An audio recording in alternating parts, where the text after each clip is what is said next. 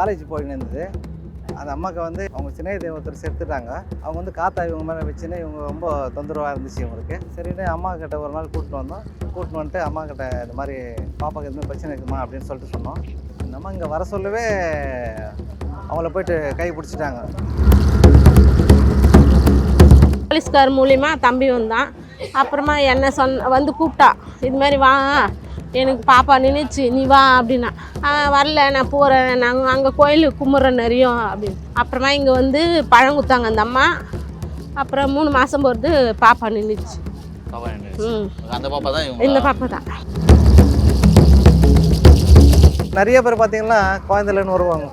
நாங்கள் நிறைய அவங்களுக்கு வந்து உதவி பண்ணி செத்துறவங்கலாம் வந்துருக்குறாங்க. அவங்களுக்கெல்லாம் நல்ல ஆறுதல் சொல்லி இந்த இங்கே பார்த்தீங்கன்னா மெயின் வந்து காசு பணம் கிடையாது. அதான் ஒரு மாதிரியாக பார்ப்பாங்க. குழந்தை இல்லை, எங்கள் வீட்டுக்காருக்கு அக்கா பொண்ணு கட்டிக்கோ, நீ அவளுக்கு குழந்தை இல்லை, நீ கல்யாணம் பண்ணிக்கோ, இன்னொரு என் பொண்ணு கட்டிக்கோ, என் பேத்தியை அப்படின்னாங்க. இல்லை பண்ணிக்குதுன்னா பண்ணிக்கோ அப்படின்னு சொன்னேன். எங்கள் வீட்டுக்கார கூட போயிடுறேன் அப்படின்னு சொன்னேன். அப்புறமா என் தம்பி மூலியமாக தான் வந்தேன் எங்கள் கோயில். இந்த கிணறு ரொம்ப பாயஞ்ச கிணறு. இந்த கிணறு பெரிய கிணறு ஆக்கணும் அப்படின்னு திடீர்னு ஆரம்பித்தார். ஆக்கிட்டு வீடு கட்டுற மாதிரி தான் பேச்சு. இப்போ பார்த்தீங்கன்னா திடீர்னு அம்மா அருள் வந்துட்டு கோயில் கட்டுறாங்கன்னா நான் வீடு கட்டினுங்கிற அப்படின்னு ஒரே பிரச்சனை பண்ணி விட்டுச்சு அவரை.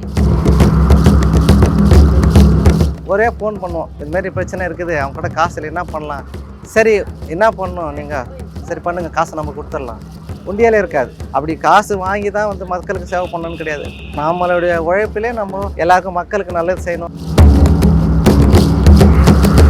வணக்கம், உங்கள் பேர், உங்களை பற்றி சொல்லுங்கண்ணா. என் பேர் சகாதேவன். நான் இதே ஊரை சேர்ந்தவர் தான். எங்கள் பாப்பாவுக்கு உடம்பு சரியில்லாத காலேஜ் போயின்னு இருந்தது. அந்த அம்மாவுக்கு வந்து அவங்க சின்ன ஒருத்தர் செத்துட்டாங்க. அவங்க வந்து காத்தா இவங்க மேலே வச்சுன்னு இவங்க ரொம்ப தொந்தரவாக இருந்துச்சு இவங்களுக்கு. சரின்னு அம்மா கிட்ட ஒரு நாள் கூப்பிட்டு வந்தோம். கூப்பிட்டு வந்துட்டு அம்மா கிட்ட இந்த மாதிரி பாப்பாவுக்கு எதுவுமே பிரச்சனை இருக்குமா அப்படின்னு சொல்லிட்டு சொன்னோம். அதுக்கப்புறம் பார்த்திங்கன்னா அந்த அம்மா இங்கே வர சொல்லவே அவங்கள போயிட்டு கை பிடிச்சிட்டாங்க. பிடிச்சிட்டு உன் மேலே காற்று இருக்குது அப்படின்னு சொல்லிட்டு முடியை பிடிச்சி தரன்னு இஸ்துன்னு உள்ளே போயிட்டாங்க. உள்ளே போயிட்டு பரம்பால் அடித்தாங்க. அடிச்சுட்டு கொஞ்ச நேரம் எதுவும் சொல்லலை. அதுக்கப்புறம் திடீர்னு ஏந்து, ஆமாம் என் ஃப்ரெண்டு ரொம்ப நாளாக என் கூட தான் இருந்துச்சு, இந்த மாதிரி நான் திடீர்னு இறந்துட்டேன், சூசைட் பண்ணினேன், என் கூட இருந்தனால அந்த அம்மா விட்டு பார்த்து எனக்கு மனசு இல்லை அப்படின்ற ஒரு பிரச்சனை வந்தது. அதுக்கப்புறம் அம்மா என்ன பண்ணிச்சு, பரம்பு சூழெல்லாம் எடுத்துகிட்டு வந்து அடித்து அதுக்கப்புறம் இதுக்கப்புறம் வரக்கூடாதுன்னு அடித்து அந்த அம்மா வந்து நாக்கில் வந்து சூளம் போட்டு அதுக்கப்புறம் வந்து அந்த அம்மா மேலே துர்கை அம்மன் இறக்கி இப்போது அந்த அம்மா நல்லா இருக்குது. காலேஜ் நல்ல முறையாக முடிச்சுட்டு ஒரு இடத்துல வேலைக்கும் போகுது. அதுக்கு அந்த வேணுதுக்காக வந்து நாங்கள் காலமுறை நன்றி விசுவாசமாக இருக்கணுன்றதுக்காக கோயிலில் நாங்கள் வந்து எப்போவுமே பணியாக செய்கிறோம். இந்த மாதிரி திருவிழானாக்கா ஒரு வாரம் எங்கள் ஃபேமிலியே வந்து இங்கேருந்து வேலை செய்வோம். ஓகே. என் உயிரில் வரையும் அம்மாவுக்கு வந்து தீச்சட்டி 10 தீச்சட்டி அப்படியே கையில் ஏந்தி எடுத்துகிட்டு வரோம். அது அந்த குடும்பம் நல்லா இருக்கிறதுனால நான் ஒவ்வொரு ஆண்டும் இந்த திருவிழாவுக்கு அந்த தீச்சட்டி நான் தான் என் உயிர் இருக்கிற வரைக்கும் செய்யணும்னு எனக்கு வேண்டுதல் இருக்குது. அதே மாதிரி பார்த்திங்கன்னா இங்கே வந்து நிறைய பேர் இதனுடைய அருமை தெரில. நாங்கள் சொல்லி நான் அந்த அம்மா கூட அதுக்கப்புறமா நல்லா ஆயத்தமாக ஆகி அந்த அம்மா நிறைய இங்கே பேய்ங்கெல்லாம் ஓட்டியிருக்கிறோம். நாங்கள் செய்து எங்கேயும் முடியாத அப்படின்னு சொல்கிறதெல்லாம் வந்து இந்த இடத்துல நாங்கள் எல்லாத்தையும் சரி பண்ணி அது மாதிரிலாம் அந்த அம்மா கூட இருந்து இப்போ அந்த அம்மாவுக்கு நான் ஒரு தொண்டனை ஆகிட்டேன். இறை பணியில் இருக்கிறேன். எப்போயுமே வந்து பார்த்திங்கன்னா இந்த அம்மானுடைய அருள் பார்த்திங்கன்னா வெளியில் ஈஸியாக எல்லா கடவுள் மாதிரி தெரியுதில்ல. கொஞ்சம் நாள் படம் ஒரு வாட்டி வந்து போயிட்ட பிறகு நிறைய பேர் பார்த்திங்கன்னா குழந்தைலன்னு வருவாங்க. நாங்கள் நிறைய அவங்களுக்கு வந்து உதவி பண்ணி செத்துறவங்கலாம் வந்துருக்குறாங்க. அவங்களுக்கெல்லாம் நல்ல ஆறுதல் சொல்லி இந்த இங்கே பார்த்திங்கன்னா மெயின் வந்து காசு பணம் கிடையாது. ஃபுல் அண்ட் ஃபுல் ஆன்மீகம் சர்வீஸு அதுதான். அவங்கக்கிட்ட இல்லைனாலும் அம்மாவே வந்து இந்த அம்மாவே வந்து அவங்க காசு போட்டு கூட நிறைய பேருக்கு ட்ரீட்மெண்ட் பண்ணி அனுப்பிச்சிருக்கிறாங்க. அதெல்லாம் பண்ணி கொடுத்துக்குறாங்க. இந்த கோயில் வந்து இவ்வளோ வளர்ச்சி ஆகும்னு யாரும் எதிர்பார்க்கல. இந்த அளவுக்கு வளர்ச்சி ஆகிடுச்சு. நீங்கள் ஆரம்பத்தில் இங்கே இருக்கீங்க, ஆரம்ப கட்டத்தில் எப்படி இருந்துச்சு இந்த கோயில்? இங்கே கோயிலே கிடையாதுங்க. ஆக்சுவலாக பார்த்தீங்கன்னா அவர் வந்து எனக்கு நண்பருக்கு நண்பர், மச்சானுக்கு மச்சான் அவர். அப்படி இருக்க சொல்ல நாங்கள் இந்த தோப்பில் வந்து எல்லாமே உட்காருவோம், விளையாடுவோம், போவோம், அப்படியெல்லாம் ஒன்றா இருந்தோம். திடீர்னு ஒரு நாள் பார்த்தீங்கன்னா இங்கே இந்த கிணறு ரொம்ப பாயஞ்ச கிணறு இது. ஓகே. இந்த கிணறு உருவாக்கணும் அப்படின்றதுக்காக பேசினுக்கு சொல்ல இந்த கிணறு பெரிய கிணறு ஆக்கணும் அப்படின்னு திடீர்னு ஆரம்பித்தார். ஆக்கிட்டு வீடு கட்டுற மாதிரி தான் பேச்சு. வீடு கட்டுறதுக்காக ஏற்பாடு பண்ணார். அப்போது நாங்கள்லாம் நண்பர்லாம் நாங்கள் ஒரு 4 பேர் கூடவே இருப்போம் எப்போவுமே. இருக்க சொல்ல அப்போ பார்த்தீங்கன்னா திடீர்னு அம்மா அருள் வந்துட்டு கோயில் கட்டுறாங்கன்னா நான் வீடு கட்டினுங்கிற அப்படின்னு ஒரே பிரச்சனை பண்ணி விட்டுச்சு அவர். அம்மா ஃபோன் பண்ணி சொன்னாப்புல இந்த மாதிரி பிரச்சனை ஆயிடுச்சு, நான் அதை ஸ்டாப் பண்ணிவிட்டு கோயில் கட்டலான்னு இருக்கிறோம் அப்படின்னு. அதுக்கப்புறம் இந்த கோயில் ஆரம்பித்தார். இது நிறைய இடையூறு நிறைய கஷ்டங்கள்லாம் அனுபவிச்சார் அவர். ஆனால் இன்றைக்கி அவர் எவ்வளோ அனுபவிச்சாரோ அந்தளவுக்கு அந்த அம்மா வந்து பேர் புகழ் அவருக்கு எங்கேயோ எடுத்துன்னு போய் உட்கார வச்சிச்சு. இன்னும் வந்து இந்த கோயில் வந்து மேலும் மேலும் நிறைய வளரும்ன்ற எங்களுக்கு ஒரு நம்பிக்கை இருக்குது. இங்கே இப்போ வந்து இங்கே உதவின்னு வரவங்களுக்கு எப்பவுமே எங்களுடைய கரம் வந்து அவங்களுக்காக இருக்கும். நீங்கள் எல்லாருமே வந்திருக்கீங்களா ஃபேமிலியாக இப்போ? ஆமாம், இங்கே 5 நாளுக்கு திருவிழா முடிற வரைக்கும் நைட் அண்ட் டே இங்கே தான் இருப்போம். ஓகே. என் ஃபேமிலியும் இங்கே தான் இருக்குது. 2 பொண்ணு எனக்கு. சின்ன பொண்ணுக்கு தான் அந்த மாதிரி ஆனது. பெரிய பொண்ணு இங்கே தான் இருக்குது. இப்போ பார்த்தீங்கன்னா அந்த அம்மாவுக்கும் சாமி வருது. அந்த அம்மாவுக்கும் சாமி வந்துட்டு இப்போ காற்று கருப்பு அதெல்லாம் எதுவுமே கிடையாது. நாங்களும் நிறைய கடன் பிரச்சனை கொஞ்சம் நிறைய இடையில் எங்களுக்கும் கொஞ்சம் நிறைய பிரச்சனை இருந்துச்சு. இந்த அம்மா சொல்லி நீ இந்த தீச்சட்டி தலையில் ஏந்தி வானா உங்களுக்கு அம்மா மாற்றி கொடுப்பாங்கன்னு இந்த தொடர்ச்சியாக 7 வருஷமாக நாங்கள் அந்த தீச்சட்டி எடுத்துகிட்டு இருக்கோம். நேற்று கூட முடிஞ்சிச்சு. அப்போ கொஞ்சம் பார்த்தீங்கன்னா எந்த பிரச்சனையும் நிம்மதியாக இருக்கும். ஆரம்ப கட்டத்தில் இங்கே வர்றதுக்கு யாருக்கு உங்களுக்கு சொன்னா இந்த மாதிரி போனால் சரியாகும் அப்படின்ட்டு அம்மா நம்பிக்கை இருந்துச்சா? நம்பிக்கைன்றது வந்து நாங்கள் வந்து காளி கும்பிடுவோம்.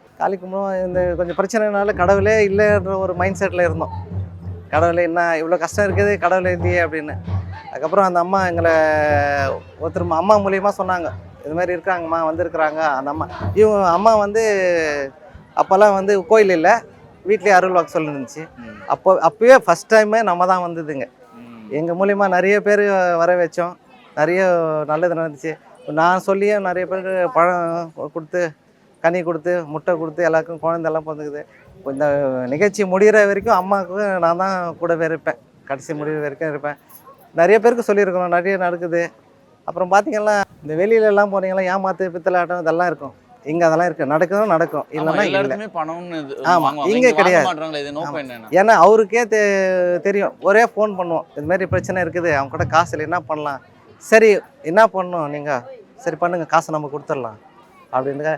இந்த கோயிலில் பார்த்தீங்கன்னா இந்த கோயிலோட சிறப்பாக பார்த்தீங்கன்னா இங்கே உண்டியே இருக்காது. பார்த்தேன், உண்டியாலே இருக்காது. ஏன்னா உண்டி அப்படி காசு வாங்கி தான் வந்து மக்களுக்கு சேவை பண்ணணும்னு கிடையாது. நம்மளுடைய உழைப்பிலே நம்ம எல்லாருக்கும் மக்களுக்கு நல்லது செய்யணும் அப்படின்ற ஒரு எண்ணம். அவருக்கு உறுதுணையாக நாங்கள் எப்பவுமே இருப்போம், எப்பவுமே இருக்கிறோம். இப்போ உங்களுக்கு ஏதாவது பணம் தராங்களா இதுக்கு? இல்லைங்க, நாங்கள் பணத்தை எதிர்பார்த்து யாரும் வரல. இன்னைக்கு பார்த்தீங்கன்னா நாங்கள் இந்த அளவுக்கு இருக்கிறோம் அப்படின்னா அந்த அம்மா அருள். அம்மாக்காக சேவை, எங்களுக்கு உயிரில் வர அம்மாக்காக சேவை பண்ணுவோம். என் 2 பொண்ணு இருக்குது. 2 பொண்ணு மேரேஜ் ஆச்சுன்னா ஃபுல் அண்ட் ஃபுல் ஆன்மீகம் கோயிலுக்கு பண்ணிவிடுவோம். உங்கள் பேர் என்ன, நீங்கள் எங்கேருந்து வரீங்க சொல்லுங்கள்? நாங்கள் திமிரி. அது எங்கே இருக்குது?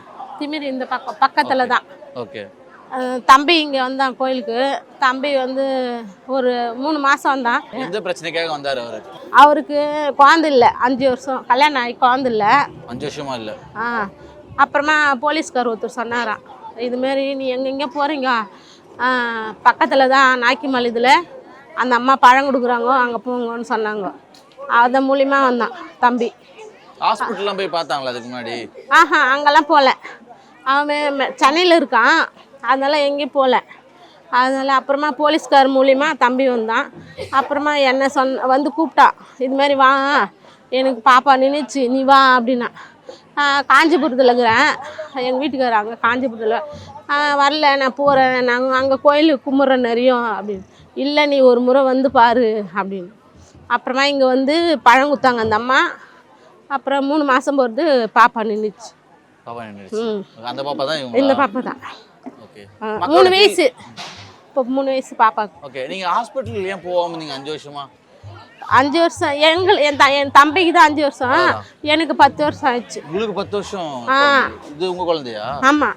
Okay okay okay. எனக்கு இப்போ 45 வயசு. உங்களுக்கு கல்யாணம் ஆகி 10 வருஷம் குழந்தை இல்லவே? ஓகே.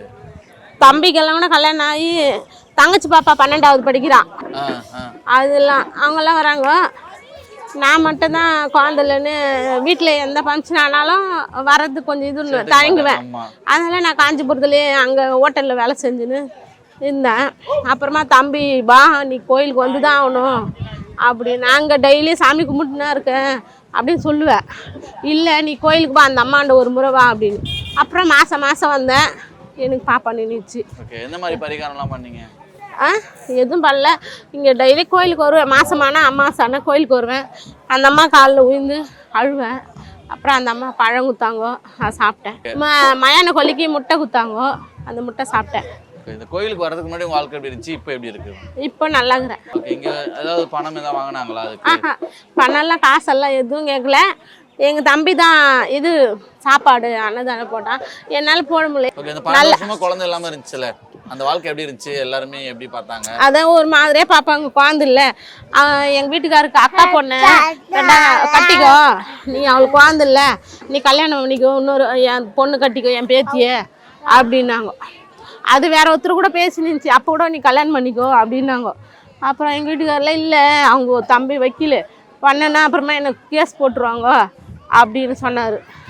இல்லை பண்ணிக்குதுன்னா பண்ணிக்கோ அப்படின்னு சொன்னேன். எங்கள் வீட்டுக்கார கூட போயிடுறேன் அப்படின்னு சொன்னேன். அப்புறமா என் தம்பி மூலியமாக தான் வந்தேன் எங்கள் கோயிலுக்கு. இப்போ நல்லாங்கிறேன்.